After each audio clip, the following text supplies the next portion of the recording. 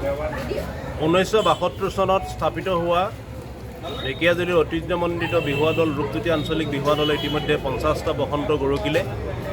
কোভিডৰ কাৰণে অনুষ্ঠান আয়োজন কৰিব নোৱাৰিলে যদিও অহা বহাগৰ 7 বিহুত এই ৰূপজ্যোতি আঞ্চলিক বিহুৱা দলৰ সোণালী জয়ন্তী 3 দিনীয়াকৈ অনুষ্ঠিত হ'ব আৰু ঢেকীয়াজুলিত আজি ইয়াত ঢেকীয়াজুলি অঞ্চলৰ বিভিন্ন অনুষ্ঠান প্ৰতিষ্ঠান আৰু প্ৰাক্তন বিহুৱা বিহুৱতীসকলক নিমন্ত্ৰণ কৰি এখন স্বৰ্ণ জয়ন্তী উদযাপন সমিতি গঠন হৈছে আৰু এই সমিতিখনে পৰৱৰ্তী সময়ত আলোচনা কৰি অহা বহাগৰ 7 বিহুৰ ভিতৰত সোণালী জয়ন্তীখন আয়োজন কৰিব আৰু এই সোণালী জয়ন্তীত প্ৰাক্তন বিহুৱা বিহুৱতীসকলক ইয়াত সহযোগিতা সকলোৰে আমি বিচাৰিছোঁ, সকলোকে ইয়াত জড়িত কৰোৱা হ'ব।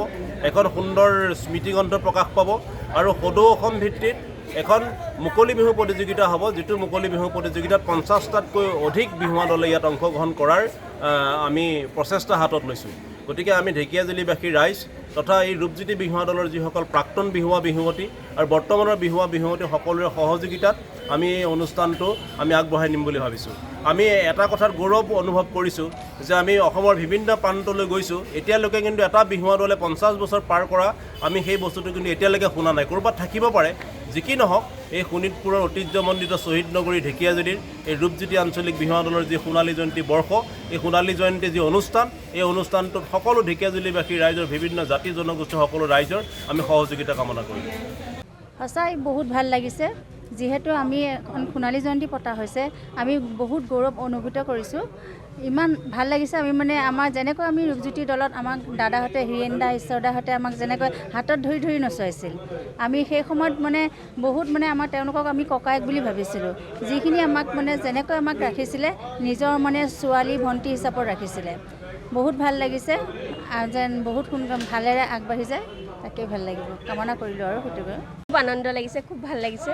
কাৰণ এনেকুৱা এটা অসমত শুনা নাই যে এনেকুৱা এটা দল ইমান বছৰ অতিক্ৰম কৰা।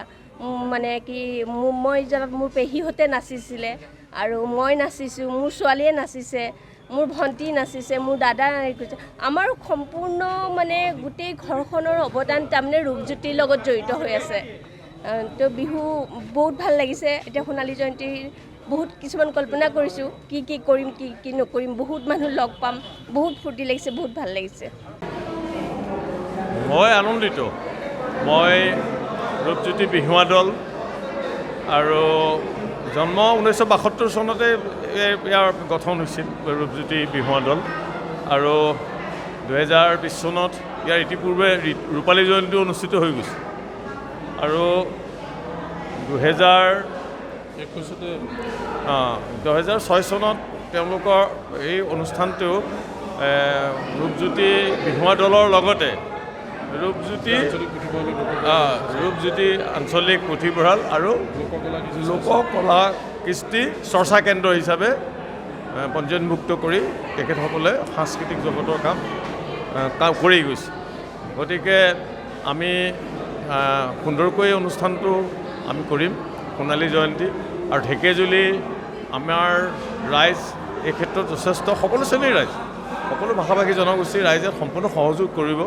আমি আমাৰ ইয়াৰ কেন্দ্ৰীয় বিহু অনুষ্ঠানটি আমি কৰোঁ। এই কেন্দ্ৰীয় বিহু অনুষ্ঠানটিতো আমাৰ ঢেকীয়াজুলিৰ সকলো শ্ৰেণীৰ ৰাইজ, সকলো ভাষাভাষী জনগোষ্ঠীৰ ৰাইজ উগুৰি খাই পৰে আমাৰ লগত, সকলোৱে লাগে।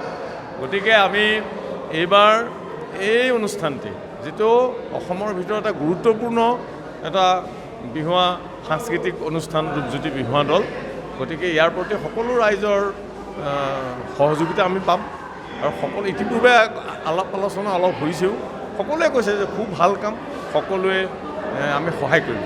গতিকে অসমৰ ভিতৰৰ এটা গুৰুত্বপূৰ্ণ বিহু দল, বিহু শিকাইছে, বিহু নাচিছে, নচুৱাইছে, আনকি বৰ্তমানৰ অসমৰ মাননীয় মুখ্যমন্ত্ৰী মহোদয়ে নেতৃত্ব লৈ যি গিনিজ বুকত যি বিহুক ৰেকৰ্ড কৰাৰ যি কাৰ্যসূচী পালন কৰিলে, সেই কাৰ্যসূচীটো এই ৰূপজ্যোতি বিহুৱা দলে এই বিস্তৃত বৃহৎ অঞ্চলটোৰ বহু বিহুৱতীক প্ৰশিক্ষণ দি উক্ত অনুষ্ঠানত গৈ বিহু নচুৱালে আৰু উপযুক্ত সন্মানো তেখেতসকলে আদায় কৰি আনিছে।